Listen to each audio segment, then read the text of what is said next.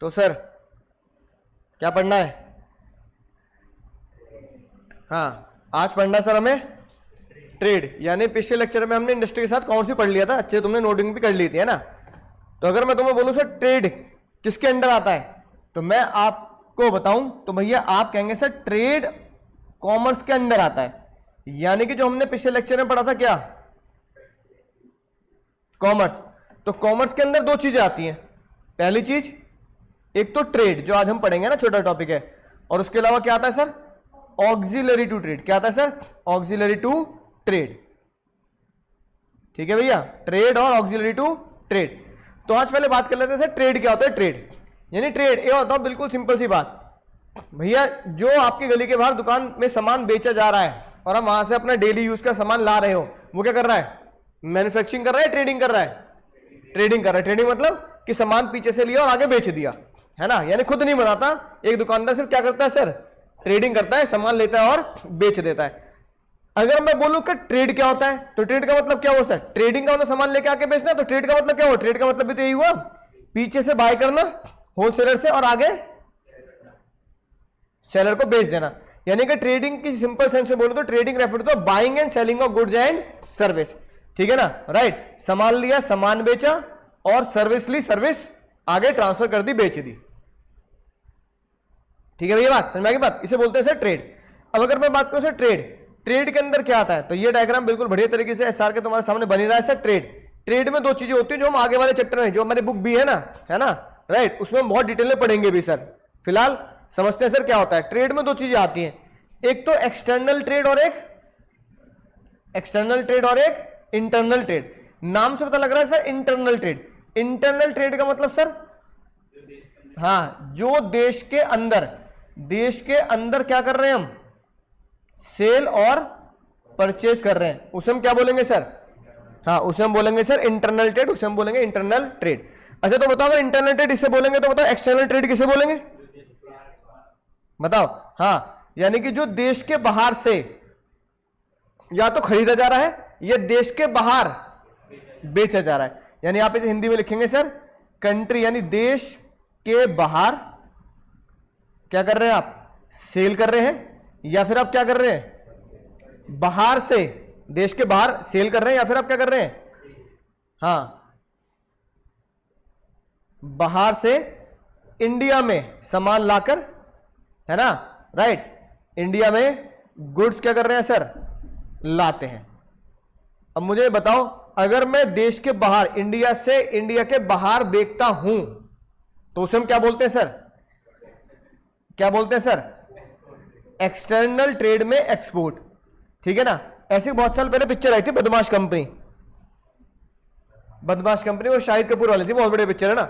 उसमें वो दिखाता है वो इंपोर्ट में टैक्स की चोरी कैसे करता है ना, राइट। उस पिक्चर में क्या करता है, वो जूते मंगाता है बाहर से, तो राइट पैर का जूता कहां इंपोर्ट कराता है, कलकत्ता में। लेफ्ट पैर का जूता कहां इंपोर्ट कराता है, चेन्नई में, है कि नहीं बात, राइट। यानी कि वो एक साथ नहीं मंगाता कि एक पैर पूरा दे दो मुझे, राइट और लेफ्ट का। वो कहता है लेफ्ट पैर के जितने भी जूते कहां कर दो सर, चेन्नई में उतार दो।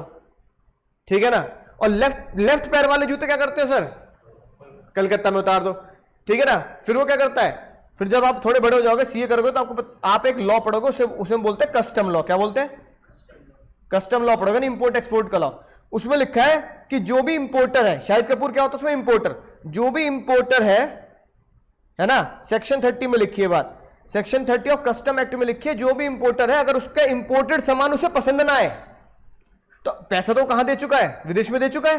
अब उसे सामान पसंद नहीं आ रहा, जैसे खराब हो गया, बेकार हो गया, तो वो चाहे तो अपना सामान कहां छोड़ सकता है, पोर्ट पे छोड़ दे, समुद्र के किनारे छोड़ दे, तो वो इंडियन गवर्नमेंट का हो जाएगा वो। ठीक है ना। अगर घर लेके जाएगा तो उसे इंपोर्ट ड्यूटी देनी पड़ेगी। अब वो कह रहा पहले मैं विदेश में पैसे दे चुका हूं, फिर मैं इसे घर लेके जाऊंगा पोर्ट से छुड़ाने के लिए, तो मुझे क्या देनी पड़ेगी सर, इंपोर्ट ड्यूटी देनी पड़ेगी। तो भैया मैं इंपोर्ट ड्यूटी ले दे ही ना रहा, मैं कहां छोड़ रहा हूं सामान, यहीं छोड़ रहा हूं, पोर्ट पे छोड़ रहा हूं। तो शाहिद कपूर क्या करता है, पहले सेक्शन 30 का फायदा उठाता है और कहता है कि भैया सेक्शन 30 के हिसाब से मैं क्या करूंगा सर, सामान में अपना क्लेम नहीं कर रहा। ये बताओ, एक पैर का जूता आ गया मेरे पास, तो एक पैर का जूता घर ले आया करूंगा क्या, है कि नहीं बात। और तुम उस पर इंपोर्ट ड्यूटी भी ले लो, भैया मैं इंपोर्ट ड्यूटी दे ही ना रहा, रख लो अपने पास। अब गवर्नमेंट उसका सामान क्या कर लेती है, रख लेती है। सेम काम वो कहां जाके करता है, चेन्नई में। चेन्नई में कहता है जब एक ही पैर का जूता भेज दिया इंपोर्टर ने, बेईमानी कर ली उन्हें मेरे साथ, क्या करूं भैया तुम ही रख लो। अब कलकत्ता में एक पैर के जूते पड़े, है ना, मान लो 1000 जूते कलकत्ता में पड़े, एक पैर के 1000 जूते कहां पड़ा है, चेन्नई में। फिर सेक्शन 30 में लिखा है अगर कोई इंपोर्टर अपना सामान छोड़ दे और 30 दिन तक उसे क्लेम ना करे तो उसको क्या कर देना सर, ऑक्शन कर देना। ऑक्शन समझते हो ना, बुल्ला का बेच देना। फिर शाहिद कपूर क्या करता है, बोली में जाता है और वही सामान कूड़े के भाव पे खरीद लेता है चेन्नई में जाके और कलकत्ता जाके। फिर बताओ क्या करता होगा, नहीं देखिए पिक्चर, चलो देख लेना कभी है, बताओ क्या करता होगा फिर, बताओ फिर क्या करता है वो। बहुत सिंपल, ऐसे करता है वो इसकी चोरी, कस्टम टैक्स की चोरी, इंपोर्ट ड्यूटी की चोरी करता है। अब वो वही सामान जो करोड़ों रुपए की ड्यूटी है, वही सामान कूड़े के भाव खरीद लेता है स्क्रैप में, है ना, राइट। वो खरीदता 5-10 हजार रुपए में, फिर वही चेन्नई में जाके 5-10 हजार में। फिर क्या करता है वो, एक पैर का जूता चेन्नई से लिया है एमपी, दूसरे पैर का जूता, है ना, राइट, कलकत्ता से लाया एमपी, दोनों जोड़ दिए। और ऐसे करके उससे वो जूते कैसे पड़ते हैं सर, ड्यूटी फ्री। क्या पड़ते हैं, इंपोर्ट ड्यूटी फ्री जूते हो गए। यानी कि एक बंदा रिबॉक के जूते बेच रहा है 2000 के, शाहिद कपूर को वही जूते पड़ रहे हैं इंपोर्ट करके 1000 के, ड्यूटी फ्री करता है वो जूते, है ना। बहुत बड़े पिक्चर है वो, ठीक है। तो उसमें दिखाइए कैसे लोग टैक्स की चोरी कर लिया करते हैं।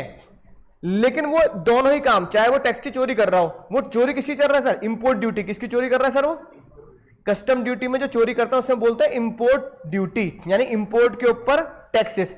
अब इंपोर्ट के ऊपर टैक्सेस तो तभी लेंगे जब मैंने सामान क्या किया होगा, कहां मंगवाया होगा, इंडिया में। तो यानी कि मैंने सामान क्या किया होगा, इंपोर्ट किया होगा। क्या किया होगा, इंपोर्ट किया होगा।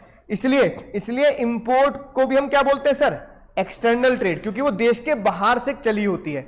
और ऐसी एक्सपोर्ट करोगे, एक्सपोर्ट को भी क्या बोलते हैं, एक्सटर्नल ट्रेड, क्योंकि वो देश से बाहर, देश के बाहर जाती है। याद होगी, इंपोर्ट एक्सपोर्ट तो आसान है, कॉमन सी टर्म है। अब एक आता है सर एंटरपोर्ट, है ना। एंटरपोर्ट बड़ा मजेदार सर। देखो एंटरपोर्ट क्या होता है, एंटरपोर्ट होता है नेपाल के साथ। अब भैया मान लो ये हमारा देश हो गया, हमारा भारत महान, इधर हो गया भैया नेपाली बाबू। अब चाइना से लड़ाई हो जाए, है ना, नोक झोंक हो जाए, तो इस चक्कर में तुम मोमोज वाले को पीट देते हो। भैया मोमोज वाला भाई, मोमोज वाला चाइनीज नहीं है, कौन है वो, नेपाली। भैया नेपाली को मत पीट देना बेचारे को, है कि नहीं। वो तो कह रहा भैया मैं तुम्हारा दोस्त हूं भैया, है नहीं बात। तो अब नेपाल के राजा कह रहे हैं भैया आईफोन चाहिए, या नेपाल के राजा मंत्री कह रहे हैं आईफोन चाहिए। अब उन्होंने यूएस फोन किया आईफोन वालों को, एप्पल को।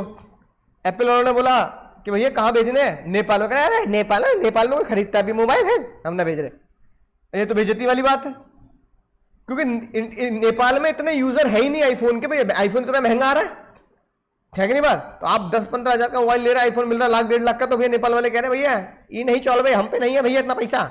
लेकिन जो नेपाल के राजा है, जो नेपाल के मंत्री हैं, या जो नेपाल के बड़े इंडस्ट्रियलिस्ट मान लो कोई जो भी होंगे, है ना, वो कह रहे हैं भैया हम तो खरीद लें।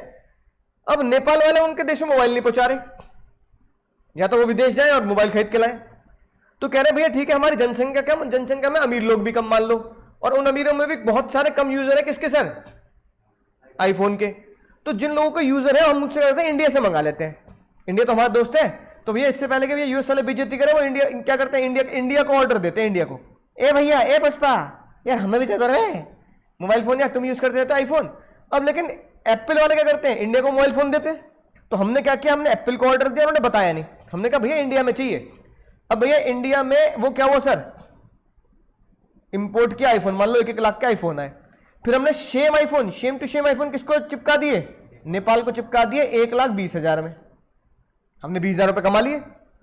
इस तरह की ट्रेड को एक्सटर्नल ट्रेड बोलेंगे, इंटरनल बोलेंगे, एक्सटर्नल बोलेंगे, क्योंकि माल तो इंडिया के बाहर जा रहा है, और माल इंडिया के बाहर से कहां आ रहा है, अंदर आ रहा है। लेकिन इस तरह की ट्रेडिंग से जो हम पैसा कमा लेते हैं, इस ट्रेडिंग को बोला जाता है एंटरपोर्ट। क्या बोला जाता है, जब मैं एक सामान को लाके अपनी कंट्री में यूज नहीं करता, या फिर उस सामान का रॉ मटेरियल अपनी कंट्री में यूज करता हूं, अपनी कंट्री में रॉ मटेरियल से फिनिश गुड्स मंगाता हूं, फिनिश गुड्स को कहां भेज देता हूं सर, दूसरी कंट्री भेज देता हूं।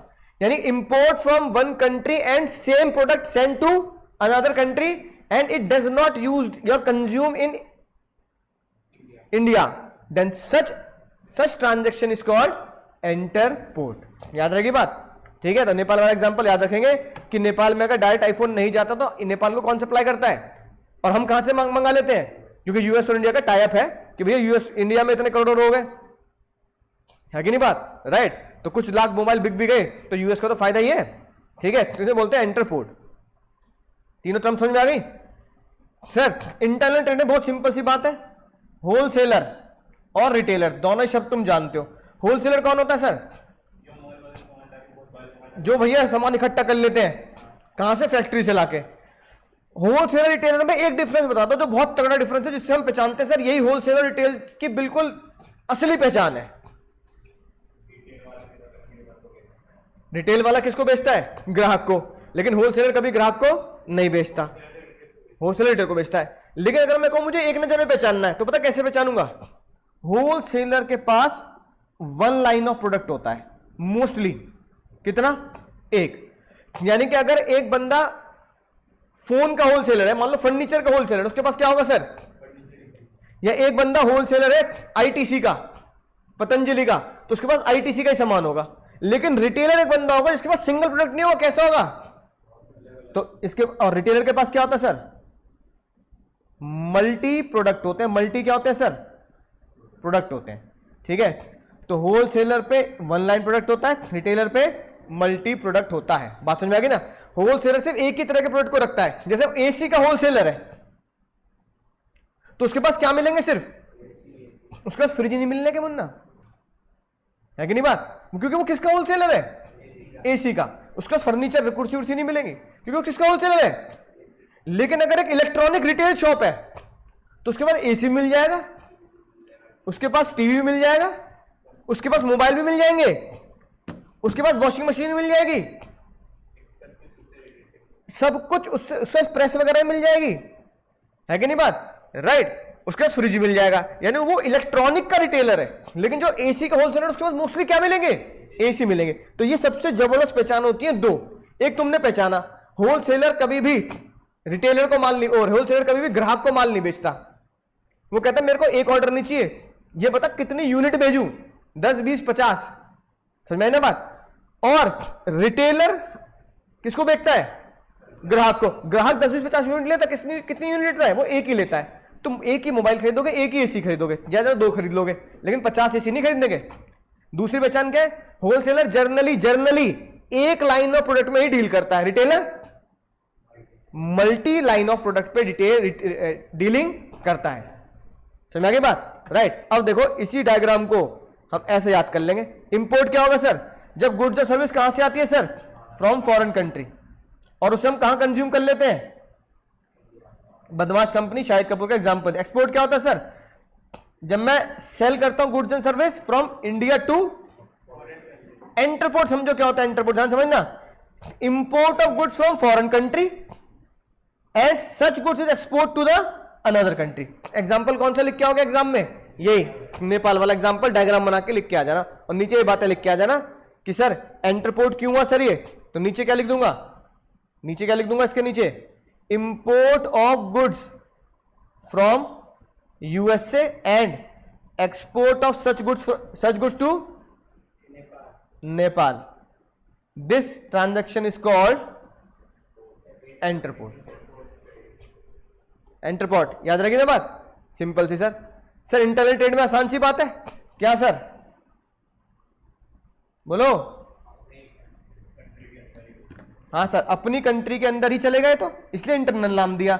साथ के साथ buying and selling of goods in large quantity, सबसे पहला डिफरेंस कौन सा सर, लार्ज क्वांटिटी, ठीक है। और रिटेलर क्या होता है सर, लेस क्वांटिटी में उन गुड्स को खरीदता है। दूसरा डिफरेंस मैंने तुम्हें क्या बताया,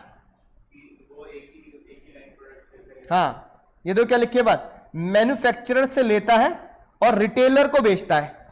इसमें क्या है सर, ये रिटेलर से लेता है और किसको बेचता है सर, ये दूसरा डिफरेंस हो गया। तीसरा क्या लिखोगे सर, जनरली ये कितने प्रोडक्ट रखता है, सिंगल लाइन ऑफ प्रोडक्ट, और ये मल्टी लाइन ऑफ प्रोडक्ट रखता है। बात समझ में आ गई ना, राइट। एग्जांपल वो लिख के आएंगे इलेक्ट्रॉनिक वाला। एक बंदा जो एसी का होलसेलर होगा जनरली वो क्या रखता है, एसी रखता है, लेकिन जो इलेक्ट्रॉनिक का रिटेलर है वो एसी, फ्रिज, सब कुछ इलेक्ट्रॉनिक चीजें, मोबाइल वगैरह सब रखेगा। ठीक है, अब कॉमर्स के अंदर हमें दो चीजें मिलती है, कौन कौन सी सर? ट्रेड और ऑक्सिलरी टू ट्रेड। ट्रेड और ऑक्सिलरी टू ट्रेड। तो ट्रेड पढ़ लिया हमने। अब आती बात sir auxiliary to trade. Auxiliary का मतलब क्या होता है सर? फिर से वही, ये बिल्कुल आसान सी बात है क्योंकि हम पिछले लेक्चर में पढ़ चुके हैं। हेल्प टू ट्रेड, इसे हम क्या बोलेंगे सर?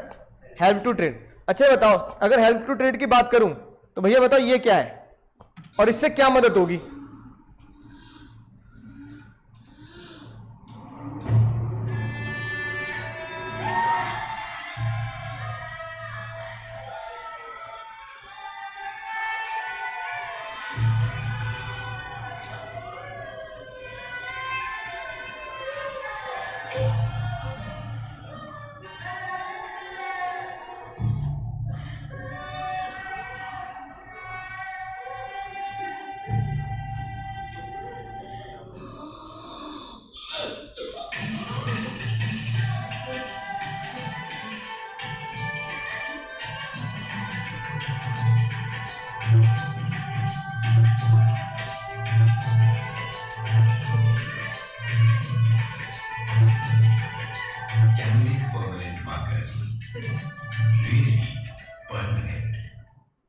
रियली परमानेंट है ना।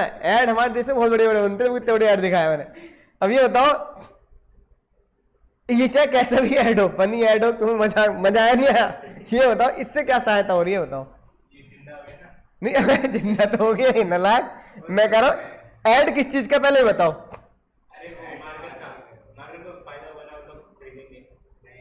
हाँ भैया, किसका किसका ऐड हो रहा है सर?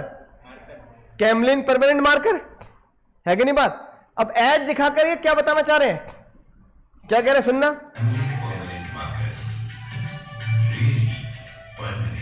रियली, यानी कि वो क्या मैसेज पास करना चाह रहे हैं? है कि नहीं बात? अब जिससे भैया परमानेंट मार्कर की जरूरत होती है अपने काम के लिए, तो वो कौन सा मंगाएगा? ये मंगाया कैमलिन। भैया ऐड दिखाने से लोगों की अवेयरनेस बढ़ती है। क्या बढ़ती है? जब तक मैं ऐड ना देखूं तब तक मुझे पता ही नहीं होगा कि प्रोडक्ट ये भी आता है। भाई हमें एक आम आदमी को कैसे पता लगता है कि प्रोडक्ट मुझे खरीदना है? कैसे पता लगता है? 99.999% ऐड से पता लगता है, और सिर्फ मात्र 0.1% की प्रोबेबिलिटी होती है जो तुम्हारा दोस्त तुम्हें बता दे। अब तूने ये नहीं खरीदा यार, मेरे को तो पता ही नहीं यार ये भी चीज आती है। अरे भाई ये यूज कर रहे थे, बहुत बड़ी चीज है, मैं तो मिल जाएगी। है कि नहीं बात? तो कुछ पर एक बहुत कम परसेंटेज होती है, दोस्त लोग बता देते हैं, लेकिन 99% हमें ऐड किससे पता लगता है? प्रोडक्ट ऐड के थ्रू। अब चाहे वो यूट्यूब पे ऐड चल रहा हो, चाहे वो फेसबुक पे ऐड चल रहा हो, चाहे वो टीवी पे ऐड चल रहा हो, आपको ज्यादातर किसके बारे में पता लगता है? ऐड। अब मुझे बताओ, ऐड मेरे प्रोडक्ट को बेचने में सहायक है कि नहीं है? भैया ऐड सबसे बड़ी सहायक है किस चीज में सर? अपने प्रोडक्ट को मार्केट करके बेचने में। तो कुछ लोग भैया लोग बाग सेलिब्रिटीज को क्यों इतना पैसा दे रहे हैं? सचिन तेंदुलकर पैसा ले रहे, करोड़ रुपए, विराट कोहली पैसा ले रहा, धोनी ले रहा है, इतने लोगों का आप करोड़ों करोड़ रुपए दे रहे हैं। क्यों? कि लोग उसके ऐड को देख के बूस्ट का ऐड कर रहे हैं। मान लो Virat Kohli, Boost is secret of my energy. क्यों? अब भैया जितने भी स्पोर्ट्स बच्चे हैं वो क्या सोचेंगे? विराट कोहली बूस्ट पी के खेलता है कि नहीं बात? तो बच्चे भी क्या लेंगे सर? बूस्ट। तो ये बताओ, क्या ये कॉमर्स में मेरे गुड्स को बेचने में सहायक होगा या नहीं होगा? इससे बोलते हैं ऑक्सिलरी टू ट्रेड। क्या बोलते हैं मुन्ना? Auxiliary to trade. ऐसी कौन कौन सी चीजें हैं? ट्रेड मतलब समझ गए? Buying and selling of goods. तो ट्रेड मतलब क्या? अभी हमने ऊपर क्या पढ़ा ट्रेड का मतलब sir? Buying and selling of goods and service, ये है मतलब ट्रेड का। अब हेल्पिंग टू ट्रेड मतलब अगर मैं कोई भी गुड्स को बाय या सेल कर रहा हूं तो कौन कौन सी चीजें हैं जो मेरे गुड्स को बाय और सेल करने में हेल्प करती है? इसलिए हम हेल्पिंग टू ट्रेड को क्या बोलते हैं? Auxiliaries to trade. ये वही है जो हम पिछले लेक्चर में पढ़ चुके हैं, है ना। एक्टिविटी जो गुड्स को बेचने और खरीदने क्या आती है सर? काम आती है कि नहीं बात? अब बताओ, मैंने तुम्हें कौन सा क्या दिखाया तुम्हें भी मैंने, है ना। एडवर्टाइजमेंट से क्या होता है? आपका प्रोडक्ट कहां पहुंचता है? Reach to the large public and potential buyer. और आपकी सेल्स बढ़ाने में सबसे ज्यादा सहायक कौन होता है सर? ऐड होता है। भले ही पैसा लगता है उसमें, पर वो आपकी सेल जनरेट करता है। सर बैंकिंग किस काम आती है? मैं नहीं बताऊंगा, मैं तुम्हें बता चुका हूं पिछले लेक्चर में। बैंक किस काम आता है सर? शार्क टैंक का एग्जांपल दिया था, जैन शिकंजी दिखा दी थी। पैसा इकट्ठा करने में बैंक और फाइनेंस काम आता है ना। Easy and ready availability of credit. ठीक है, अगली बात, पिछले लेक्चर में बताया वेयर हाउस किस काम आता है सर, है ना, right. Storing of the goods जब तक कि वो बिक ना जाए। बताओ इंश्योरेंस, कल ऐड दिखाया था कबूतर वाला, तो भैया एक बिजनेसमैन के लिए ऐड किस काम आता है, वो इंश्योरेंस किस काम आता है, रिस्क को कवर करने का काम आता है। ये लिखी बात, against aid is insurance is use for business risk, है ना, राइट। ताकि अगर रिस्क से कोई भी मेरा लॉस होने की संभावना है, एक्सीडेंट से, आग लगने से, मिसहैपनिंग होने से, तो पैसा मैं कहां से वसूल सकता हूं, पुष्पा, पुष्पा पिछले लेक्चर में दिखाया, पुष्पा, पुष्पा किस काम आता है, हाँ, यानी कि आपकी ज्योग्राफिकल बाउंड्रीज को कवर करता है कि प्रोडक्ट को उस सही जगह पर सही टाइम पर पहुंचाया जा सके, है कि नहीं बात। प्लेस, हिंड्रेंसेस ऑफ प्लेस का, है ना, यूज करता है कौन सर, पुष्पा, समझ में आ गई ना बात, यानी कि ट्रांसपोर्ट। तो ये था सर ट्रेड और ऑक्सिलरी टू ट्रेड, बात समझ में आ गई। ठीक है, तो सर कैसे याद करेंगे, एक और डायलॉग याद करेंगे आज सर, ऑक्सिलरी टू ट्रेड, चाहे यहां से याद कर लेना, ऑक्सिलरी टू ट्रेड। एक बालक बोला सर ऑक्सिलरी टू ट्रेड, मैंने उससे बोला ए बालक ऑक्सिलरी टू ट्रेड, बेटा वेट, बेटा वेट, वेट करो सब बताऊंगा। तो बताओ ऑक्सिलरी टू ट्रेड का क्या है सर, कोड है। बी से बोलो क्या बनेगा, बैंकिंग, बिल्कुल सही बात। डब्ल्यू से क्या बनेगा सर, वेयर हाउस।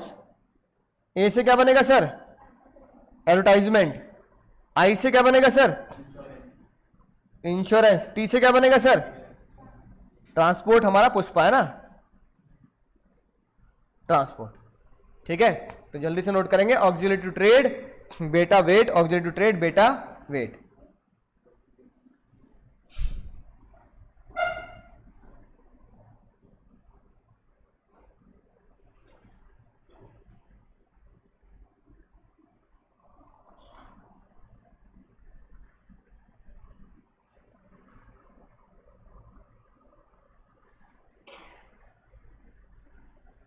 ठीक है भैया, नोट कर लिया,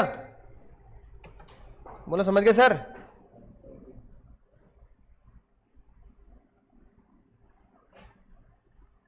सर अगला टॉपिक आता है बहुत मजेदार सर, और वो टॉपिक है सर बिजनेस रिस्क। क्या है सर, रिस्क। अब भैया एक डायलॉग तुमने सुना, रिस्क तो स्पाइडरमैन को भी लेना पड़ता है। अरे भैया रिस्क तो स्पाइडरमैन को भी लेना पड़ता है।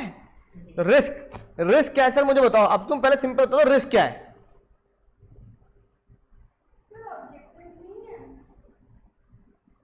क्या चीज, किस चीज के, हाँ पढ़ेंगे, वही पढ़ेंगे, पहले बताओ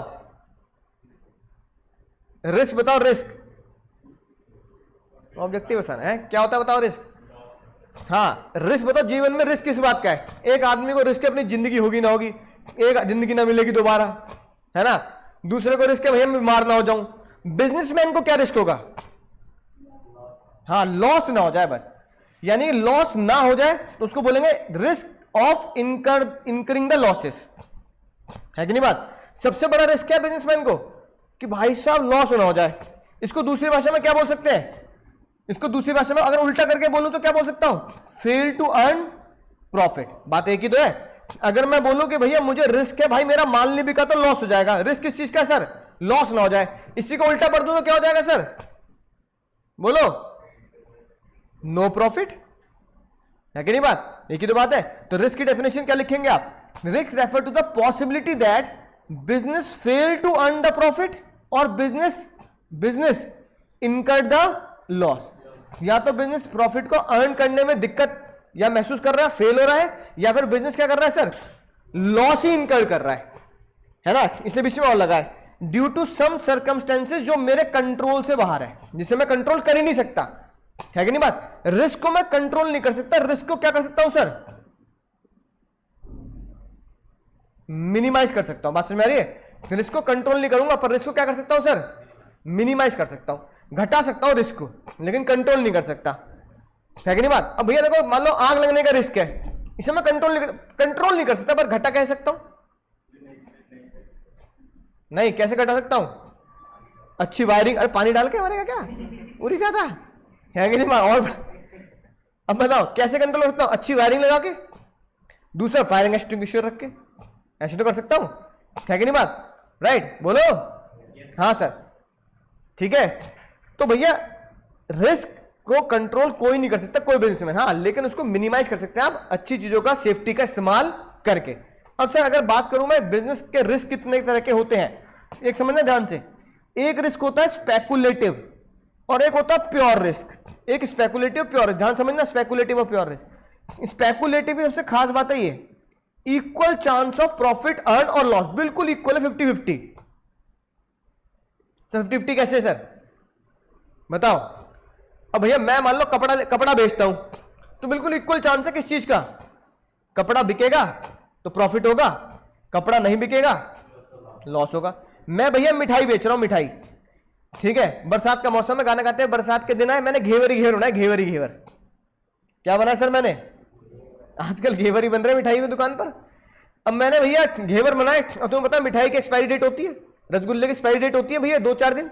अब मुझे पता है मैंने आज घेवर बनाया और ये परसों एक्सपायर हो जाएगा, मान लो परसों बेकार हो जाएगा, इक्वल चांस है। तुम आ गए, तुम्हें बहुत बढ़िया लगा, तुमने क्या किया सर, खरीद लिया। तुमने देखा तुम्हें बढ़िया भी लगा, पर तुमने घेवर नहीं खरीदा, तुमने लड्डू खरीद लिए, तो घेवर का चांस क्या हो गया, लॉस में होने का।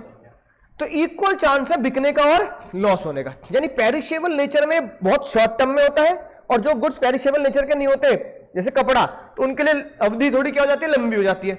मान लो भैया फैशन, अब पहले पुराने जमाने फैशन थे बेल बॉटम टाइप, नीचे से चौड़ी चौड़ी पैंट, पुराने जमाने की अमिताभ बच्चन देखे होंगे ना, राइट, चौड़े चौड़े पैंट, मतलब इतनी चौड़ी पैंट कि जूता भी ढक जाए। अब क्या चलते हैं नैरो बॉटम, जो तुमने पहन रखे हैं, चिपकी चिपकी सी, है कि नहीं बात, राइट। अब मान लो हर 1 साल में, हर 1.5 साल में रणबीर कपूर को देखते फैशन बदल जाता है, कभी वो घाघरा पहन के आ जाता है ना, कभी वो लहंगा पहन के आ जाता है, होता नहीं होता, है ना, कभी वो क्या कहते हैं नींबू की तरह बन के आ जाएगा। तो भैया फैशन हर बार कुछ ना कुछ क्या होता है सर, चेंज हो जाता है। अब मेरा रिस्क क्या है कि मैंने एक तरह का डिजाइन बनाया है ना, और उस डिजाइन के चांस 50-50 कैसे हो गए, अगर वो अभी बिक गया तो सेल, और वो लोगों को डिजाइन पसंद नहीं आया, और जो रणबीर सिंह जो कपड़े पहनता है वो लोगों को अब तुम थोड़ी पहन लोगे यार, लहंगा पहन के चला जाएगा भाई तू शादी में कहीं, है कि नहीं, मैं वही कर सकता भाई वो काम, है ना। होम फॉल पहन के आ गया एक दिन, जिसमें हम रोटी लपेटते हैं, अरे समझ में आ रही ना। तो बताओ भैया 50% चांस है कि वो भैया रणबीर सिंह जैसा कोई इंसान उसे खरीद ले। इक्वल चांस होता है किसका सर, प्रॉफिट का और लॉस का। जो इक्वल चांस रखते हैं, एग्जांपल मिठाई, स्वीट्स का एग्जांपल आप एग्जाम में लिख सकते हैं, है ना, इक्वल चांस है कल बिके या ना बिके। ब्रेड की एक्सपायरी डेट लिखी है मान लो 15, फॉर एग्जांपल 15 अगस्त लिखी है कि नहीं बात, राइट। 15 अगस्त से पहले बिक गई तो क्या होगा, प्रॉफिट ना, और 15 अगस्त निकल गई तो क्या होगा, लॉस। इक्वल चांस, बात समझ में आ रही है, राइट। अगला रिस्क देखो, अगला रिस्क क्या है, तो भैया अगला रिस्क होता है pure business risk. Pure business में देखो क्या लिखी है, बात अजीब सी, ओनली लॉस, सिर्फ लॉस होगा या फिर लॉस नहीं होगा लेकिन प्रॉफिट नहीं होगा। बताओ ऐसा कैसे, हाउ डज इट पॉसिबल, सोच के बताओ। या तो लॉस होगा या फिर लॉस नहीं होगा लेकिन प्रॉफिट नहीं हो सकता।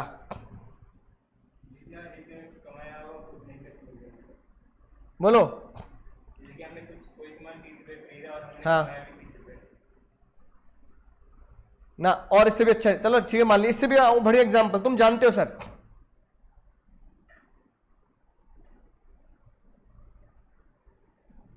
तुम जानते हो मुन्ना, मैं दिखाऊं, चलो मैं दिखाता हूं तुम्हें वो क्या चीज है, समझ गए क्या है सर, ये रिस्क है। अब ये कौन सा रिस्क हुआ, कौन सा रिस्क हुआ, नहीं अब कौन सा पढ़ रहे हैं हम,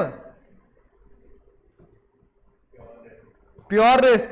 कौन सा रिस्क हुआ ये, नेचुरल रिस्क तो है, पर ये क्या प्योर रिस्क। अब प्योर रिस्क बताओ क्यों हुआ ये, मैंने तुम्हें क्या बोला, प्योर रिस्क क्या होता है, या तो लॉस होगा या लॉस नहीं होगा, प्रॉफिट नहीं होगा, यही तो है। दुकान गिरी, क्या हुआ, लॉस हुआ।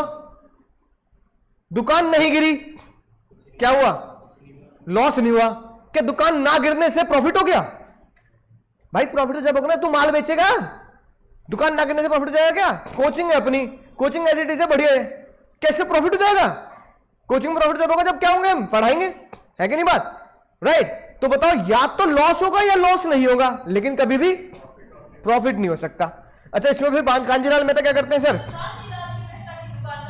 ये 80% ब्याज की लालच।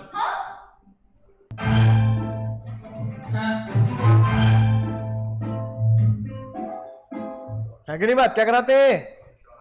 इंश्योरेंस रखा है, इंश्योरेंस, है ना?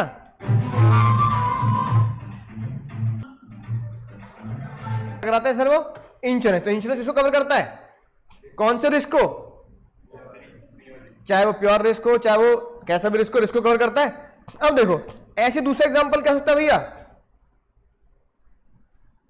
क्या हुआ ये वाला एग्जांपल? भूकंप, है कि नहीं बात? दूसरा एग्जांपल क्या हो सकता है? फायर। आग लग गई तो क्या होगा बताओ? आग लग गई तो क्या होगा? लॉस हो जाएगा। आग नहीं लगी तो लॉस नहीं होगा। लेकिन क्या प्रॉफिट हो जाएगा आग ना लगने से? नहीं ना। ऐसी सर कोई सुनामी आ गई, बिजली गिर गई, जैसे कांजीलाल मेहता की दुकान गिरी है ना, थंडर, सुनामी, पानी के थ्रू कुछ हो गया, इन सभी रिस्क में क्या होता है सर बताओ? है कि नहीं बात? या तो लॉस होता है या फिर लॉस नहीं होता। स्ट्राइक हो गई, है ना, दंगे हो गए, ठीक है, राइट, चोरी हो गई, इससे या तो लॉस होगा। अगर चोरी नहीं हुई, दंगे नहीं हुए, स्ट्राइक नहीं हुई तो लॉस नहीं होगा। लेकिन इनके ना होने से, चोरी ना होने से, दंगे ना होने से, स्ट्राइक ना होने से, आग ना लगने से, सुनामी ना आने से क्या प्रॉफिट होगा? नहीं होगा ना। वही तो लिखी है बात, या तो लॉस होगा या लॉस नहीं होगा, लेकिन प्रॉफिट नहीं हो सकता। इसे आप क्या बोलोगे सर? Pure risk. तो भैया एग्जाम के लिए इंपॉर्टेंट है, याद रखना ये बात, ठीक है? बोलो समझ गए सर? तो स्पेकुलेटिव लिस्ट इसमें इक्वल चांस है लॉस और प्रॉफिट का। प्रॉफिट स्पेकुलेटिव लिस्ट में किसका चांस है? स्पेकुलेटिव रिस्क में प्रॉफिट का भी चांस है, लेकिन प्योर रिस्क में प्रॉफिट का कोई चांस नहीं होता। प्योर रिस्क में तो सिर्फ किसका किसका होता है? Only loss. या तो लॉस होगा या लॉस नहीं होगा। बोलो मुन्ना, समझ गए? हाँ बोलो समझ गए, है ना? राइट। अब सर सिंपल बात, अगली बात बहुत सिंपल है सर। ये बताओ रिस्क, रिस्क बिल्कुल उस गाने की तरह है जो आज से बहुत साल पहले गाया गया, जन्मों के साथ ही हम साथ साथ। कौन सा गाना गाएंगे सर?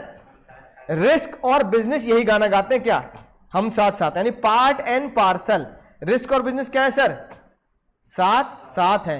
इस गाना गाते हैं जन्मों के साथ ही हम साथ साथ, यानी जहां रिस्क वहां बिजनेस, या जहां बिजनेस का हो वहां रिस्क। भैया बिजनेस है तो रिस्क तो हो गई। सबसे बड़ा रिस्क है माल नहीं बिका तो, बस सबसे बड़ा रिस्क यही है। मैंने सर्विस चालू करी, नहीं खरीदी किसी ने तो, है ना? तुमने बिजनेस चालू किया, नहीं बिका तो, बात समझ में आ गई? तो पार्ट एंड पार्सल है, यानी risk is the essential feature of every business.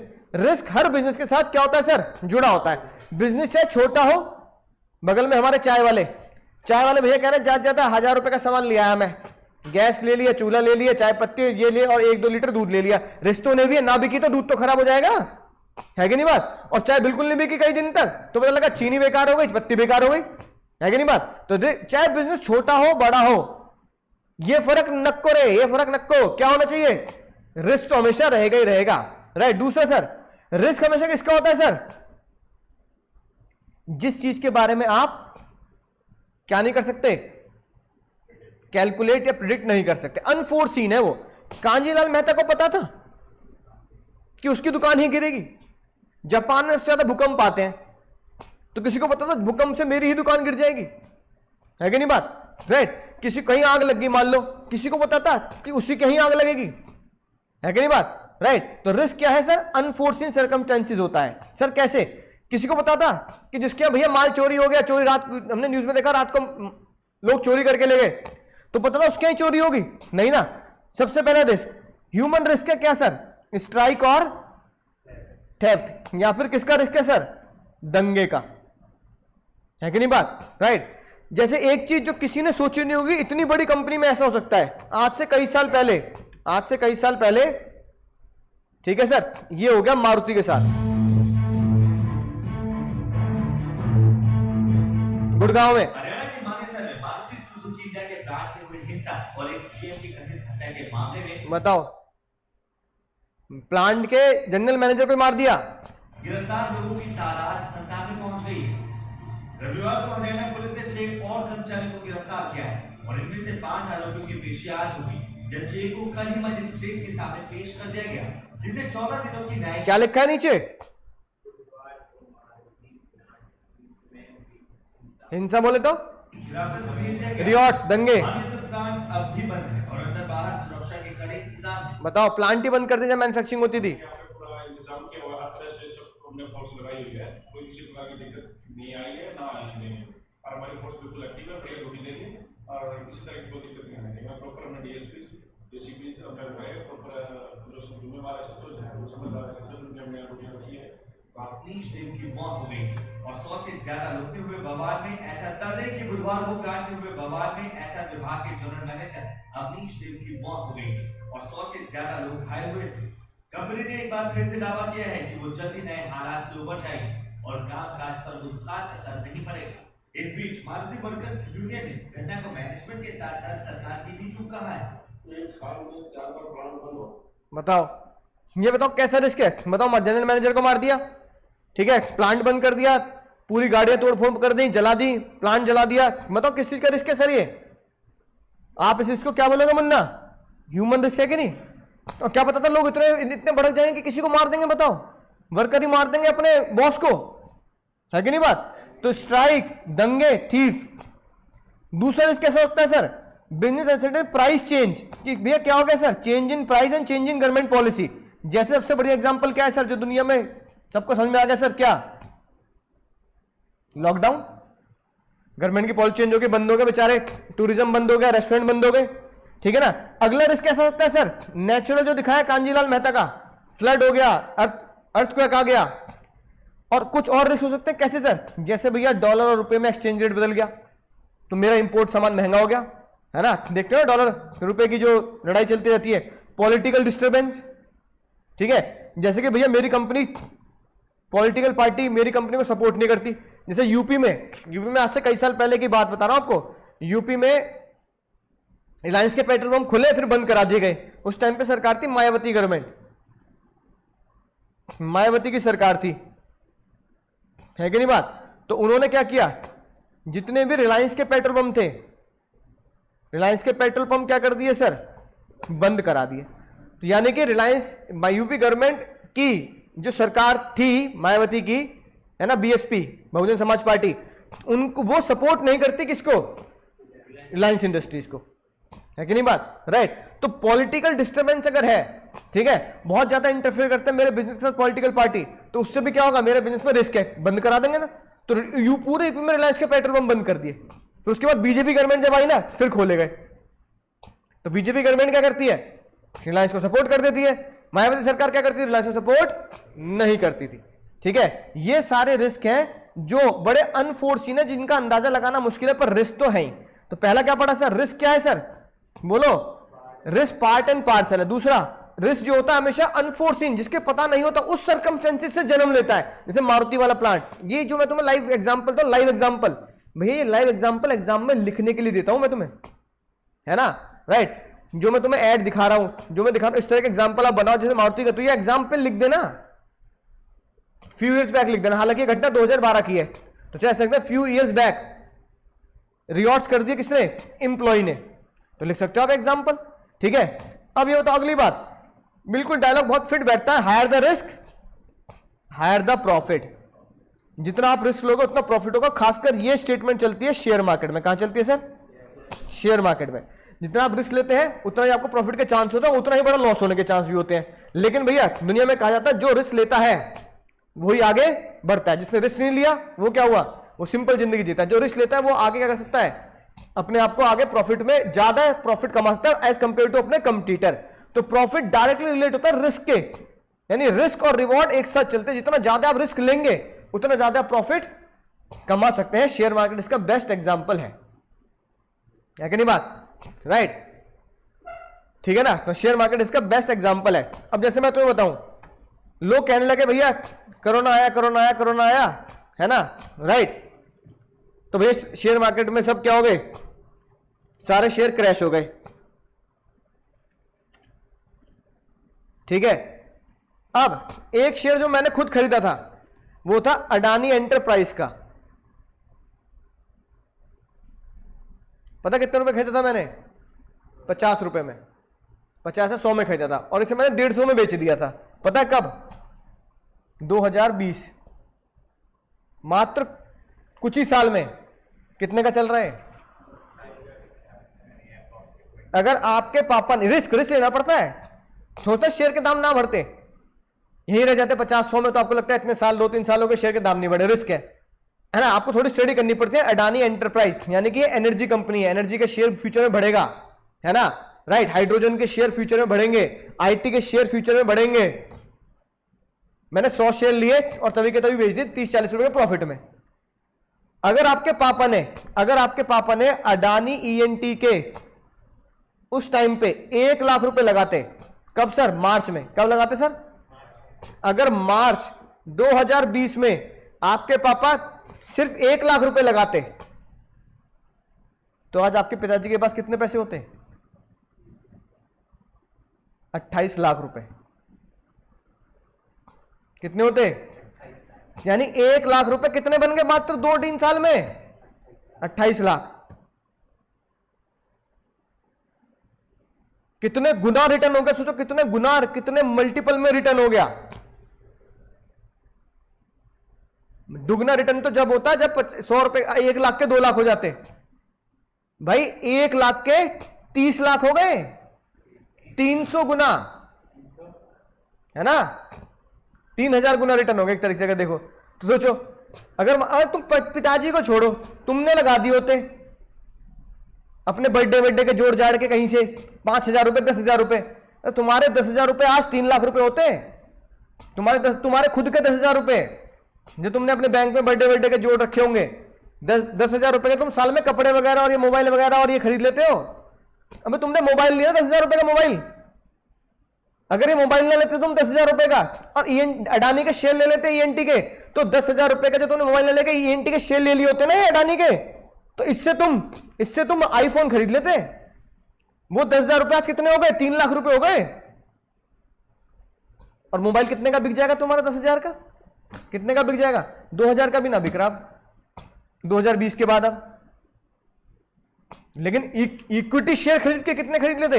ऐसे 10 मोबाइल खरीद लेते, 30 मोबाइल खरीद लेते ऐसे तुम। तो भैया खर्चे कम करो, दिमाग लगा के इन्वेस्टमेंट ज्यादा करो, है कि नहीं बात? राइट। आप लोग चाहते हैं आप 1 लाख का मोबाइल खरीद लें। अबे 1 लाख के अगर ये शेयर खरीदे होते ना तो 2 साल के बाद 30 लाख बन जाते। BMW आती, BMW बेसिक लेवल की तो आई जाती, BMW X1 तो आई जाती बेसिक लेवल वाली, BMW आ जाती 30 लाख में। चलो BMW ना आती तो ऐसे 10 आईफोन खरीद के उसके बाद भी पैसा बच जाता। मजे ले रहे थे आज 2 साल में, 2-2.5 साल में 1 लाख रुपए अगर 30 लाख हो रहा तो इससे बड़ी चीज क्या है? ये होता है higher the risk higher the return. Risk लिया आपने शेयर पे, है?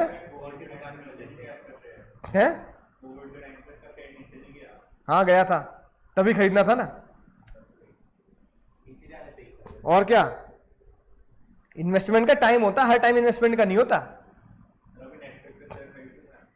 है कि नहीं बात? इन्वेस्टमेंट का टाइम। और क्या, जब मार्केट आपको बिल्कुल लो पे चल रही है कि इससे लो नहीं होएगा मार्केट, है कि नहीं बात? तो कोरोना के टाइम पे निफ्टी 7,000 पहुंच गया था, आज निफ्टी 17,500 चल रहा है, डबल 1.5 गुना। निफ्टी जब कोरोना के टाइम पे 7,000 था, आज निफ्टी 17,500 चल रहा है, 17,000 17,500।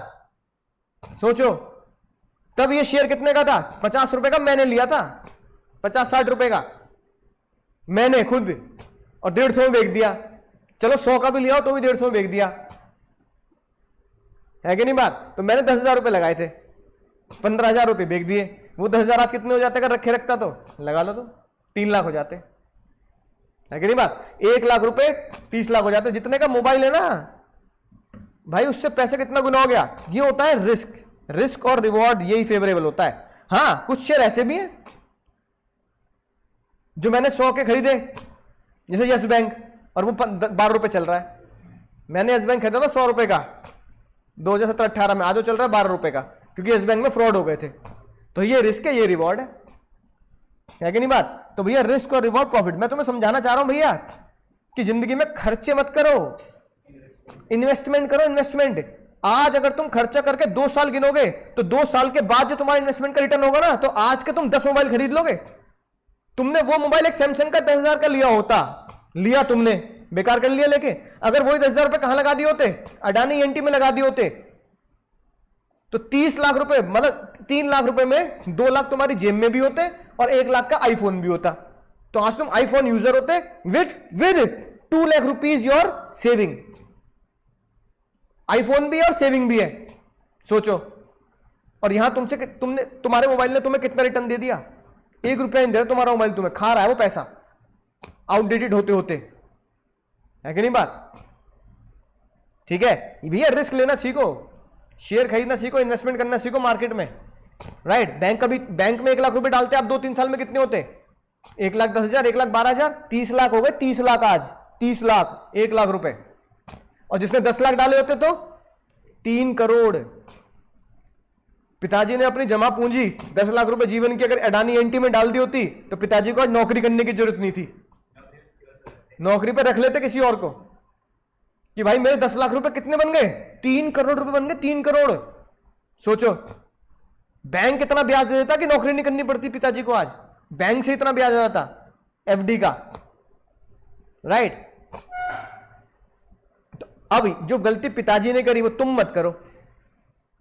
आज से इन्वेस्टमेंट करना शुरू करो, 10 साल बाद देख लेना, हो सकता तुम्हारे 1 लाख रुपए 1 करोड़ बन जाए, सही शेयर में पैसा लगाकर।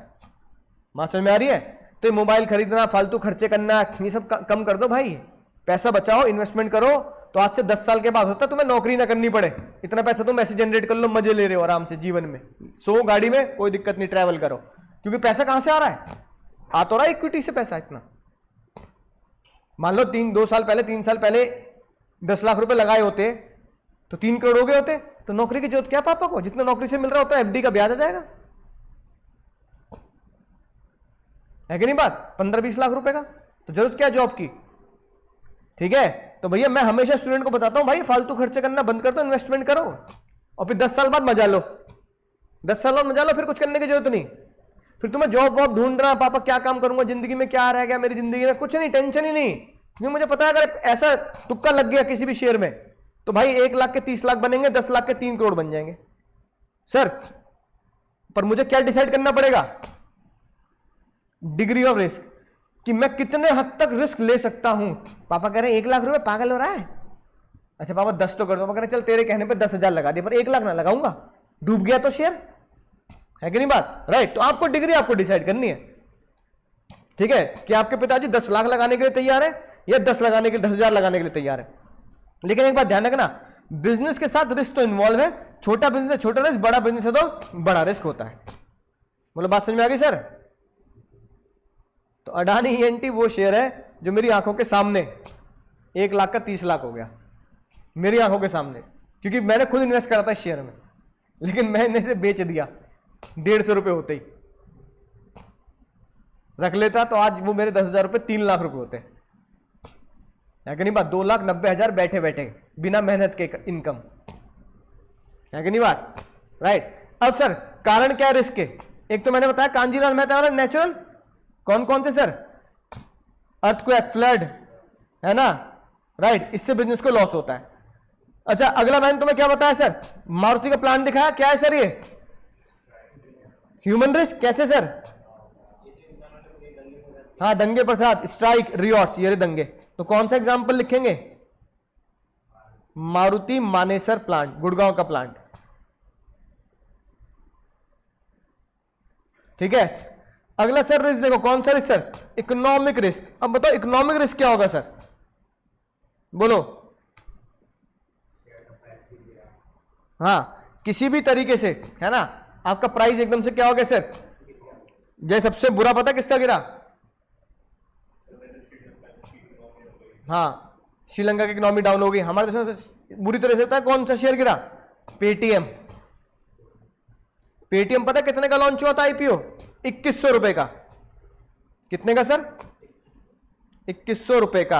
आज कितने का चल रहा है?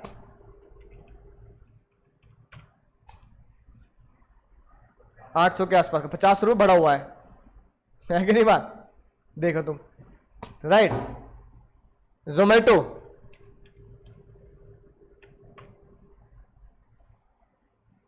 ₹55, 200 के आसपास का लॉन्च हुआ था, है कि नहीं बात? इसकी 1 ईयर की रिटर्न देखो नेगेटिव। यहां पे लॉन्च हुआ था ये बेचारा 150 रुपए का। आज कितने का चल रहा है? 55%। एक साल में नेगेटिव रिटर्न। यानी इसमें तुमने 1 लाख रुपए लगाए होते तो आज कितने होते? 50,000 मात्र। समझ रहे हो? राइट। और अगर तुमने गलती से पेटीएम में लगा दिए होते तो लुट चुके होते तुम। कितने रुपए लॉस? अप्रोक्सीमेट 50% का लॉस, है कि नहीं बात? राइट। लक पे नहीं, उस कंपनी के बारे में स्टडी करने पे, लक पे नहीं है। उस कंपनी की स्टडी करो आप कि उसके प्रॉफिट्स कैसे हैं, उसके लॉसेस कैसे हैं, उसका फ्यूचर बिजनेस कैसा है कि नहीं बात? लक पे क्यों होती है बात? लक पे किस बात की बात? तुम्हें स्टडी होनी चाहिए तुम्हारे पास, है कि नहीं बात? तो मैं भी अगर शेयर खरीदता हूं तो उसके बारे में स्टडी करके लेता हूं।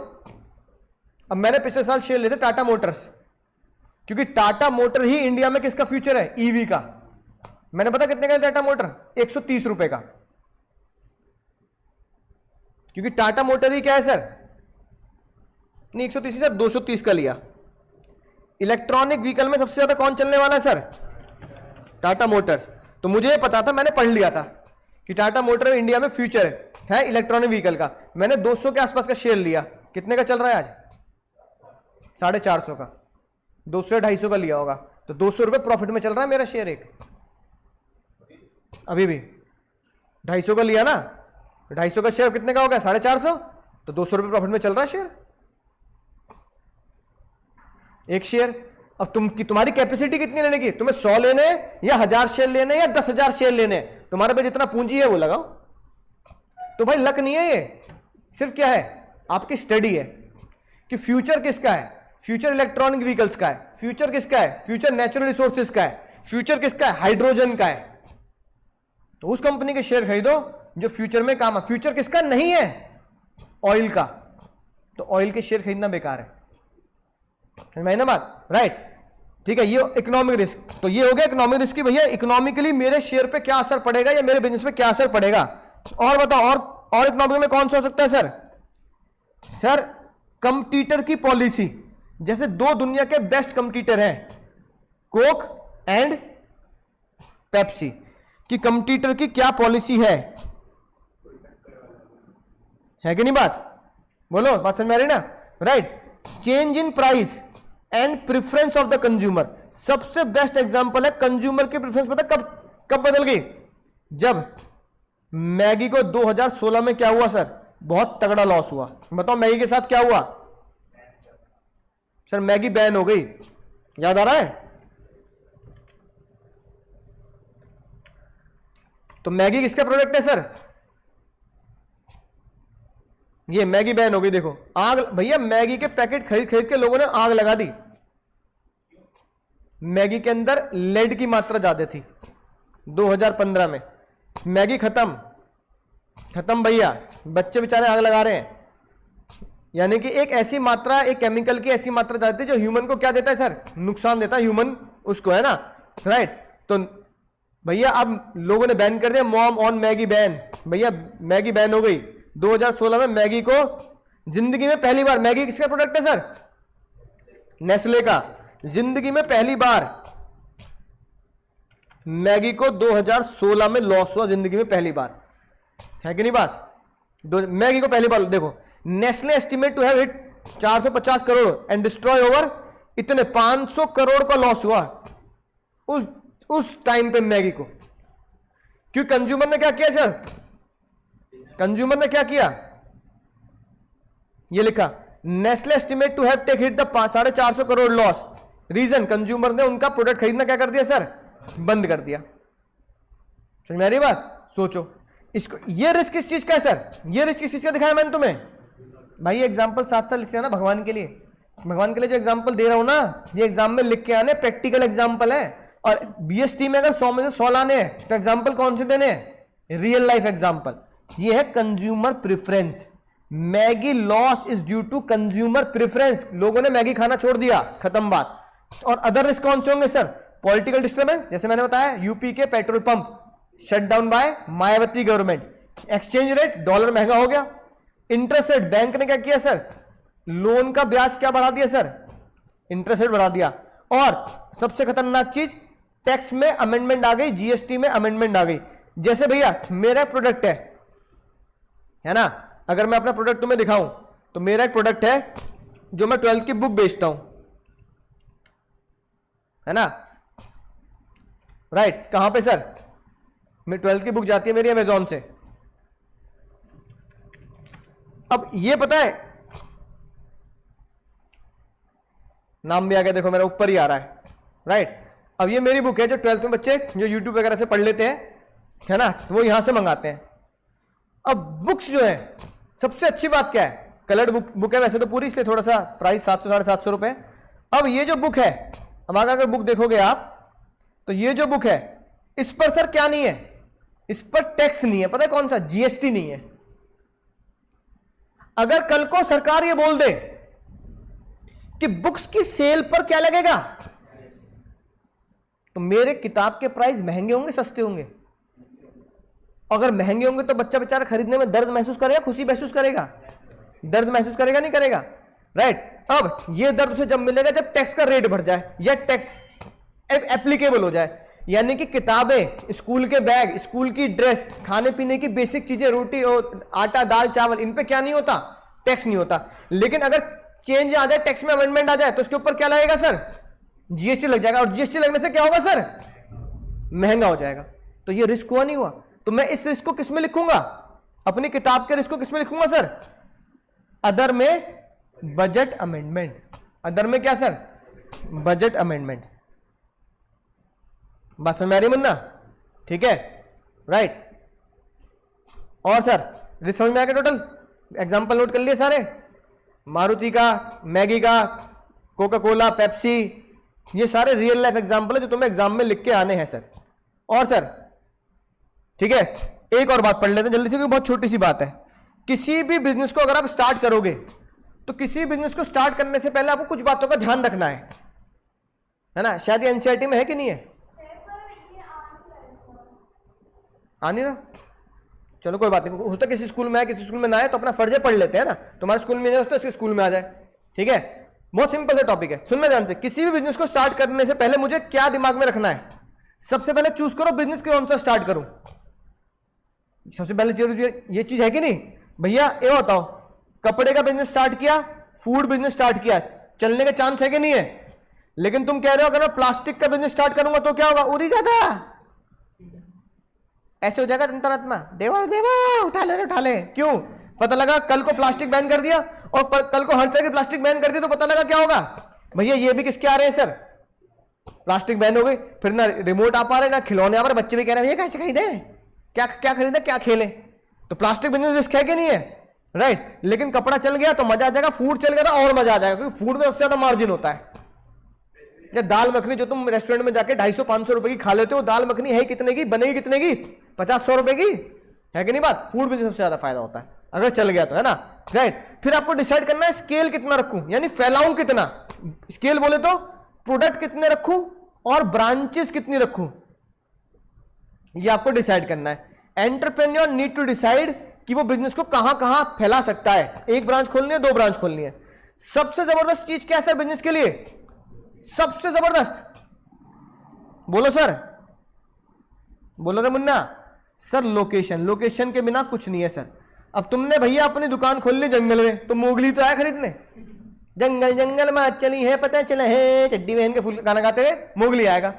लेकिन अगर तुमने 2 दुकान खरीदी सीपी में, तो भले दुकान महंगी मिलेगी लेकिन उसके चलने के चांस बहुत होंगे, है कि नहीं बात? अब तुमने मान लो छोटा सा फूड आउटलेट लगाया, ठेला बोल देते हैं यूपी की भाषा में जिसे, है ना, वेंडर बन गए आप, ठीक है, कुछ सामान बेच रहे हो, आप मान लो सैंडविचेस बना रहे हो, राइट। अब अगर तुम यहां खोलोगे तो कब चलेगी? जब कोचिंग के बच्चे आएंगे, स्कूल के बच्चे आएंगे, तभी तो चलेगी ना। रात में चलेगी नहीं चलेगी? ई नहीं चल भाई, रात में अंधेरा हो जाता है या पार्क है अंधेरा हो जाता है, नहीं चल भाई भैया। लेकिन अगर तुम वही सैंडविचेस कहां बेच रहे हो? सीपी में बेच रहे हो, अट्टा में बेच रहे हो, तो दिन में भी चलेगी। और तो लोकेशन सबसे जबरदस्त चीज होती है। किसी बिजनेस को एडवर्टाइजमेंट जितना जरूरी होता है, उस बिजनेस की लोकेशन भी बढ़िया जरूरी होती है कि रॉ मटेरियल कहां है, कहां से आएगा और कहां फिनिश गुड्स में कन्वर्ट करोगे, ग्राहक कहां बैठा है। अगली इंपॉर्टेंट चीज क्या देखोगे? फाइनेंस। क्या मुझे पैसा मिलेगा? किससे? बैंक से। क्या मुझे पैसा मिल जाएगा? शार्क टैंक से। क्या मुझे कोई लोन दे देगा? राइट। तो भैया क्या होगा सर, आपको ध्यान रखना है बिजनेस को स्टार्ट करने से पहले कि फंड कहां से रेज होंगे। और सर अगला फिजिकल रिक्वायरमेंट कि आपको अपने बिजनेस के लिए क्या चाहिए। अच्छा एसी चाहिए नहीं चाहिए, यानी मशीनरी, ये मैं जिससे पढ़ा रहा हूं इक्विपमेंट चाहिए नहीं चाहिए, चाहिए। टूल्स वगैरह चाहिए नहीं चाहिए, और टेक्नोलॉजी चाहिए नहीं चाहिए, इंटरनेट हो या नहीं है यहाँ, होना चाहिए, तभी तो पढ़ा पाऊंगा ऑनलाइन वाले को है कि नहीं बात, राइट। तो क्या चाहिए सर मुझे? इलेक्ट्रिसिटी प्रॉपर चाहिए। ऐसा ना हो भैया बत्ती गुल तो बत्ती गुल, अब तो इन्वर्टर कहां से ले आऊंगा मैं इतने सारे कि प्रॉपर बिजली आती हो मेरे एरिया में, ठीक है, इंटरनेट कनेक्टिविटी अच्छी हो, 5G 4G 6G है ना, हर तरह के वाईफाई आते हो। प्लांट लेआउट है कि नहीं बात। ये प्लांट कौन सा है? ये प्लांट पौधा नहीं है मुन्ना, बताओ ये प्लांट कौन सा है? ओ कॉमर्स के बाल को, हाँ नलायको, प्लांट कौन सा? प्लांट एंड मशीनरी वाला प्लांट है। पढ़ा नहीं पढ़ा? नलायको अकाउंट्स की इतनी बेइज्जती करके मानोगे क्या? अकाउंट्स के पहले चैप्टर में पता लग जाता है एसेट्स में क्या आता है, प्लांट एंड मशीनरी। तो भैया प्लांट एंड मशीनरी वो वाला प्लांट है भाई। तो मुझे कौन से प्लांट का लेआउट करना है? यानी कि अपने बिजनेस एरिया, वो है प्लांट, यानी physical facility have to be taken care out, layout of plant need to be finalise, कि मेरा प्लांट कितना बड़ा होगा, है ना। प्लांट एक तरीके से बोल सकते हैं फैक्ट्री का एरिया, कि कहां मैं मशीन रखूंगा, कहां मैं अपना गोडाउन बनाऊंगा, प्लांट एरिया, राइट। और सबसे इंपॉर्टेंट चीज जो मैंने तुम्हें दिखाई मारुति मानेसर वाली बात, कि भैया मुझे कौन से लोग चाहिए? डेडिकेटेड मैन पावर चाहिए, ट्रेंड वर्कफोर्स चाहिए, है ना। ऐसी वर्कफोर्स नहीं कि भैया आग लगा दी उन्होंने मारुति प्लांट में आग लगा दी। बताओ यार, कोई सोच सकता है बेचारा कि जहां मैं जॉब कर रहा हूं, जहां मेरी रोजी रोटी चल रही है, मैं उसी अपने मालिक को मार दूंगा, अपनी फैक्ट्री में आग लगा दूंगा, पुलिस केस कर दूंगा अपने ऊपर। बताओ भाई, आदमी ज्यादा बॉस पे गुस्सा करके क्या कर सकता है? नौकरी छोड़ सकता है, 2-4 उसे उल्टी सीधी सुनाया, है ना, गालियां दे आया उसे, या फिर क्या कर दिया, ज्यादा हाथापाई सी कर ली, यही तो कर सकता है ना, राइट। ठीक है, लेकिन आप क्या काम कर रहे हो भैया? आप क्या कर रहे हो? आप अगर, है ना, मार पिटाई कर रहे हो हद से ज्यादा, तो भाई ये तो बड़ी दिक्कत की बात है। ये भी रिस्क है। ऐसी वर्कफोर्स भी नहीं होनी चाहिए तुम्हारे पास, जैसे मैं तुम्हें दिखा रहा हूं, ट्रेंड वर्कफोर्स हो, टॉलरेबल वर्कफोर्स हो। तो अपने बिजनेस को अपने बिजनेस को चलाते टाइम पे, अपने बिजनेस को खोलते टाइम पे, आजकल स्टार्टअप का जमाना है, अपने जीवन में कभी स्टार्टअप खोलते टाइम पे ध्यान रखना।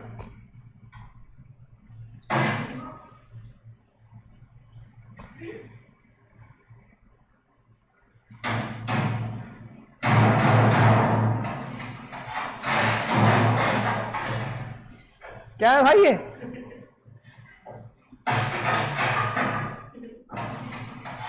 अब बताओ ये सही है गलत है? एम्प्लॉयर की नजर सोचो तुम्हारी कंपनी है, तुमने इन्वेस्टमेंट कर रखा है, लैपटॉप दिया अपने एम्प्लॉय को, कंप्यूटर दिया, केबिन दिया, एसी दिया, क्या दिक्कत आई होगी? हैंग हो रहा होगा, ये दिक्कत आई होगी ना, हैंग हो रहा होगा। अबे हैंग हो रहा तो फोड़ देगा, हैंग हो रहा तो फोड़ देगा, बताओ जरा। एक और देखो, उससे भी खतरनाक, इंडिया की,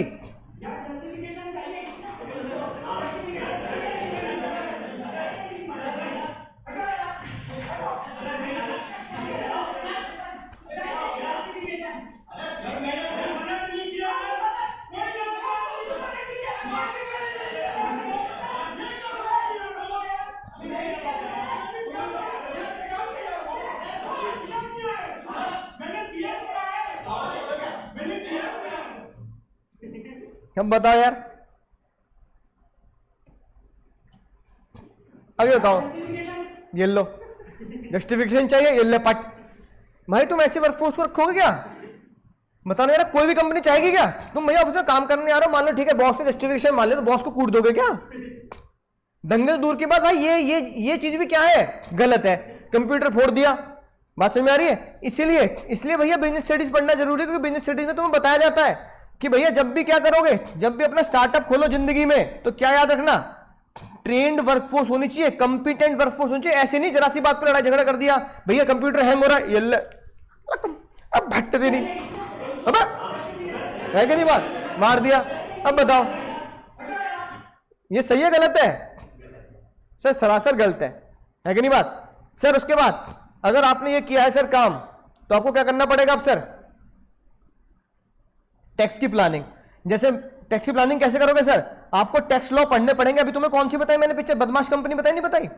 तो भैया बदमाश कंपनी में हालांकि उसने चोरी करी, पर उसने टैक्स की प्लानिंग तो करी ना, कि कौन सा प्रोडक्ट है जिसपे जीएसटी लगता है, कौन सा प्रोडक्ट है जिसपे जीएसटी नहीं लगता है, मैं ऐसे कैसे इन्वेस्टमेंट करूं कि मेरा टैक्स बचे। जैसे हमारे देश में एक स्कीम चलती है हमारी गवर्नमेंट इनकम टैक्स में, कि अगर आपने नॉर्थ ईस्ट स्टेट में, नॉर्थ ईस्ट समझते हो? नॉर्थ ईस्ट स्टेट कौन सी है? 7 सिस्टर्स, मणिपुर, मिजोरम, मेघालय, नागालैंड, अरुणाचल प्रदेश। अगर इन स्टेट में, नॉर्थ ईस्ट स्टेट में अगर आप इन्वेस्टमेंट करोगे तो आपकी गवर्नमेंट आपसे इनकम टैक्स नहीं लेगी। क्या नहीं लेगी? इनकम टैक्स माफ है 5 साल तक, है कि नहीं बात? इनकम टैक्स माफ है 5 साल तक। बात समझ में आ रही है? राइट। तो ऐसे इंसेंटिव टैक्स प्लान अगर मुझे इन्वेस्टमेंट करना है तो मैं कहां कर सकता हूं? नॉर्थ ईस्ट स्टेट में कर सकता हूं, अगर मेरे पास वहां पे क्या है, अपॉर्चुनिटी है तो। और आखिर में क्या करोगे? फिर तुम्हारी फैक्ट्री तैयार हो जाएगी, रिबन लगेगा और फिर रिबन कटेगा। ताली बजाओ, ताली बजाओ भैया, बजा ताली बजेगी। क्यों? इन सबको ध्यान में रख के आपने क्या किया सर? Starting the enterprise. अपने स्टार्टअप को एंटरप्राइज बोलते हो, आजकल की लैंग्वेज में क्या बोलते हैं सर? अपने स्टार्टअप को क्या किया आपने? सभी फैक्टर को ध्यान में रखते हुए आपने अपने स्टार्टअप को शुरू कर दिया। बात समझ में आ गई? तो बताना किन किन चीजों का ध्यान रखना है हमें, बताओ जल्दी। जो हमने ऊपर चीजें पढ़ी उन सभी चीजों का हमें क्या करना है सर? ध्यान रखना है अपने नए बिजनेस को चलाते टाइम पे। कैसे याद करेंगे सर? फिल्म से भी टैक्स लगता है भैया, हम फिल्म देखने जाते तो क्या लगता है सर? जीएसटी लगता है भैया, जीएसटी। एक तो टिकट महंगी, ऊपर से जीएसटी लगा के और टिकट महंगी, है कि नहीं बात? तो भैया गवर्नमेंट ने बोला फिल्म इंडस्ट्री हो कोई भी हो, फिल्म पे क्या लगेगा सर? फिल्म्स पर क्या लगेगा? टैक्स। जब भी आप अपने बिजनेस को स्टार्ट करेंगे ये डायलॉग याद रखेंगे, फिल्म पर टैक्स है तो भैया किसी चीज पर भी टैक्स लगा सकते हैं, राइट। एफ और आई से क्या बनेगा sir? Point number 4 finance. L से क्या बनेगा sir? Point number 1 and point number 3 line of business and location. M से क्या बनेगा सर? पॉइंट नंबर 7 ऊपर जो पढ़ा है मैन पावर, है ना। S films. एस से क्या बनेगा सर? एस से बनेगा सर हमारा scale of business, point number 2, है ना। और दूसरा पॉइंट क्या बनेगा? Point number 9 starting the business. पर के पी से क्या बनेगा सर? है ना फिजिकल रिक्वायरमेंट, पॉइंट नंबर 5। और पर के पी से दूसरे क्या बनेगा sir? Plant layout. Plant layout कौन सा पॉइंट है सर? देखना जरा एक बार। प्लांट लेआउट फिजिकल 5वां, प्लांट लेआउट 6ठा, यानी पॉइंट नंबर 6। पी से बनेगा 5 और 6। और टैक्स वाला तो टैक्स का पॉइंट ही है, टैक्स की आपको क्या करनी है सर? प्लानिंग करनी है, पॉइंट नंबर 8। तो भैया जब भी आप अपना नया बिजनेस खोलेंगे तो भैया नए बिजनेस पे ध्यान रखना, अगर फिल्म पर टैक्स लगा सकते हैं लोग, हमारी गवर्नमेंट अगर फिल्म पर टैक्स लगा सकती है तो हमारे बिजनेस खोलने पर भी टैक्स लगा सकती है। तो जब भी आपने अपना नया बिजनेस, नया स्टार्टअप खोलेंगे, इन बातों का ध्यान रख के ही खोलेंगे। किन बातों का ध्यान रखकर सर? फिल्म पर टैक्स की बातों का ध्यान रखकर खोलेंगे। बोलो समझ गए सर? मजा आ गया सर? समझ गया ना? बोलो मजा आ गया सर? चलो tata bye bye, take care.